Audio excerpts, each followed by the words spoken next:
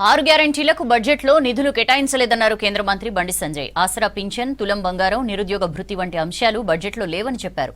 ఇంకా 1,00,000 కోట్ల అప్పులు తెస్తామని రాష్ట్ర ప్రభుత్వం చెప్తోందన్నారు. మొత్తం అప్పులు 12 లక్షల కోట్లకు చేరితే తెలంగాణ శ్రీలంకలా మారే ప్రమాదం ఉందన్నారు బండి సంజయ్.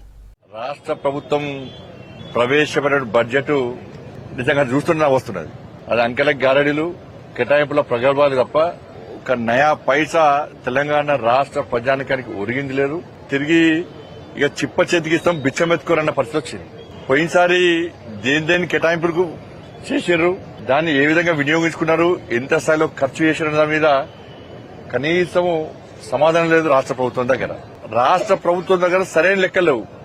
ఆర్థిక శాఖ మంత్రి గారు ఏమంటారంటే, ముఖ్యమంత్రి గారు దావోస్ వేరు 1,00,000 కోట్లు తెచ్చినాడు. 1,00,000 కోట్లు ఆర్థిక మంత్రి గారు బడ్జెట్ ప్రవేశపెట్టినప్పుడు అంకెలు ఉండాలి. సరే గ్యారడీ చేస్తారా, ఏం చేస్తారో లెక్కనైతే ఉండాలి, లెక్కపత్రం ఉండాలి. 1,00,000 కోట్లు తీసుకొచ్చిండు అని చెప్పి లెక్కపత్రం లేకుండా చెప్తున్నారు రాష్ట్ర ఆర్థిక శాఖ మంత్రి గారు. ఇలా విద్యను నాశనం చేశారు, వైద్యం నాశనం చేశారు. ఇలా నువ్వు వేసుకున్న విద్యా కమిషన్ అర్బన్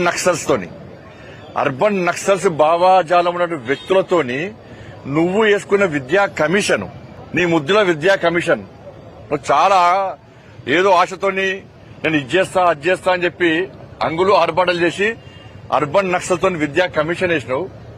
ఆ విద్యా కమిషన్ విద్యకు 16% బడ్జెట్ కేటాయించాలని చెప్పి నీకు నివేదిక సమర్పించింది. మరి నువ్వేసుకున్న అర్బన్ నక్సల్స్ విద్యా కమిషన్ నే పట్టించుకోలేను. 8% మాత్రమే బడ్జెట్ కేటాయించినావు, 8% మాత్రమే. ఇప్పటికే విద్యా వ్యవస్థ పూర్తి చిన్న భిన్నమైపోయింది. దాన్ని కాపాడాల్సినటువంటి విద్యాశాఖ మంత్రి ఉంటే మళ్ళీ ఆయన ముఖ్యమంత్రి విద్యాశాఖ మంత్రి మన ముఖ్యమంత్రి. మరి నీ శాఖ కన్నా కనీసం ఇంత బడ్జెట్ ఎక్కువ తీసుకుంటారే, ముఖ్యమంత్రి గారు ప్రేమ ఎక్కువ విద్యాశాఖ మీద అనుకునే వాళ్ళం. నీ శాఖ మీద నీకు పట్టు లేదు. నీ శాఖ మీద నీకు నువ్వేసుకున్న కమిషన్ నువ్వు పడుచుకుంటావు, చెత్తపుల పడేసినావు. సరే మా మాటను గౌరవించినట్టు ఈ అర్బన్ నక్సల్ సంబంధించి విద్యా కమిషన్ అని చెప్పినాక వాస్తవాలు రాష్ట్ర ముఖ్యమంత్రి గ్రహించినట్టున్నాడు. ఇదంతా ఫేక్ రిపోర్ట్, ఇది దీనికి కేటాయించిన అవసరం లేని చెప్పి అనుకుంటా రాష్ట్ర ముఖ్యమంత్రి గారు. ఆరోగ్యశ్రీ బకాయిలు చెల్లిస్తే మేము వైద్యం చేయడానికి సిద్ధంగా ఉన్నామని చెప్పి హాస్పిటల్ చెప్తున్నాయి.